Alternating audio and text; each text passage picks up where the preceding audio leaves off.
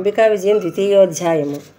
సహస్రవదనుడు ఆదిశేషుడు షణ్ముఖుండగు కుమారుడు పంచవదనుడగు శివునకు గాని చతుర్ముఖుడును తెల్పెరుగా. అయినను గాని మహామాత దయ కరుణచె నాకు తోచినది సంగ్రహంబుగా కొన్ని లీలలను తెల్పధీమంతులు వినుడు. ఆది చిచ్చక్తి సత్యరూపిణి జనన మరణములు లేనిది అయి దుష్ట శిక్షణ శిష్ట రక్షణకు అనంత రూపాల్ధరించును. లీలారూపిణి జన్మ కర్మములు చరిత్ర పఠన శ్రవణమున రూపధ్యానోపాసన చేత బ్రహ్మాదులనే ప్రోచినది.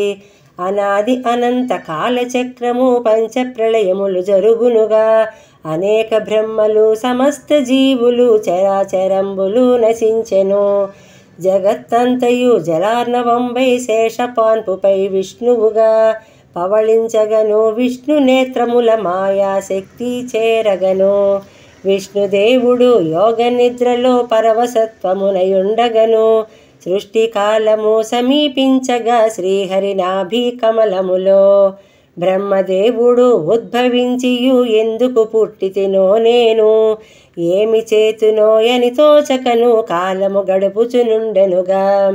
శ్రీహరి కర్ణ రంధ్రములోన కర్ణమలంబు వెడలగను. అందులో ఘోరాకార పురుషులు మధుకైటబులు వెడలిరిగా.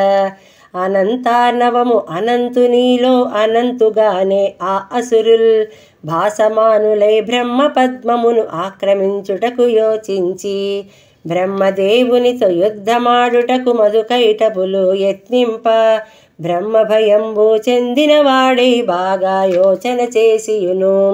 శ్రీహరి యోగా నిద్ర చెందెను మేల్కొనుట బహు కష్టంబు. అతడు లేవక వీర్ల జయించను అతని యోగమాయను ప్రార్థించే. ఓ మహాదేవి నీవే స్వాహ స్వధావషట్కారము సర్వము. అన్ని రూపాలు జీవనధారిణి మూడు మాత్రల విలక్షిణి.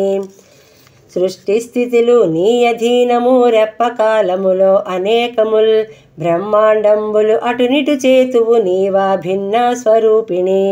ఘంటా ఖడ్గముతో మరగదయు పరశుడమరకము ధనుస్సును అనేకాయుధమూర్తి విమాత జగజ్జననీ ఓయమ్మ.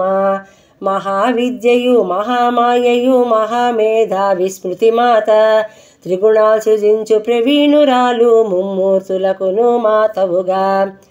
నీకు తెలియనిది ఏదియు లేదు నిద్రబుచ్చియు శ్రీహరిని మధుకైటబుల నన్నును కూడా సృజించినావు ఓ తల్లి.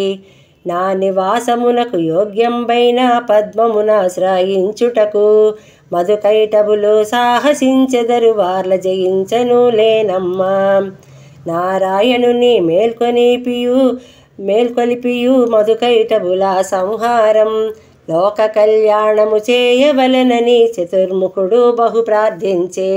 నారాయణుని దేహము నుండి చిత్కళ రూపిణి వెడలియును బ్రహ్మదేవుని ఎదుట నిల్వగా శ్రీహరి మేల్కొని గాంచగను.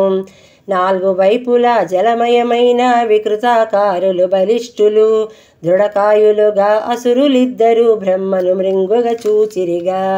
వెంటనే విష్ణువు శేషుని నుండి లంఘించి అసురులతో యుద్ధముకు ప్రారంభించి యుద్ధము చేయుచు 5000 గడచెనుగా. మహామాత ఆ యుద్ధముగాంచగ శ్రీహరిక సాధ్యమయ్యుండే. విష్ణువు నలిగి పోవుటగాంచి మాయా దృష్టితో అగపడెను. మధుకైటబులు మోహితులగుచు ముందాలోచన తెలియకనే నారాయణుని గాంచిన వారై ఈ పలుకులను వినుమనిరి. నీవు చూడగా జగజ్జెట్టివి మహావీరుడు బలశాలి. నిన్ను గాంచగా ప్రేమ కల్గెను వరమిచ్చెదము కోరుకునే. నారాయణుడా నీ మాటలు వినియు మందహాసమున ప్రసన్నుడై నేను కోరుదును వరము ఇవ్వుడని గంభీర వాక్కులా నుడివెనుగా. అన్నలారా ప్రళయములోన పితామహునితో సమానము ఉద్భవించిన తేజస్సాలురు మాట తప్పరని తలచితిని. పుట్టిన వారికి మరణము తప్పదు కీర్తి గడించుట ప్రధానము. మీరు పల్కినది సత్యంబైన కోరెదవరము ఇత్తురనా.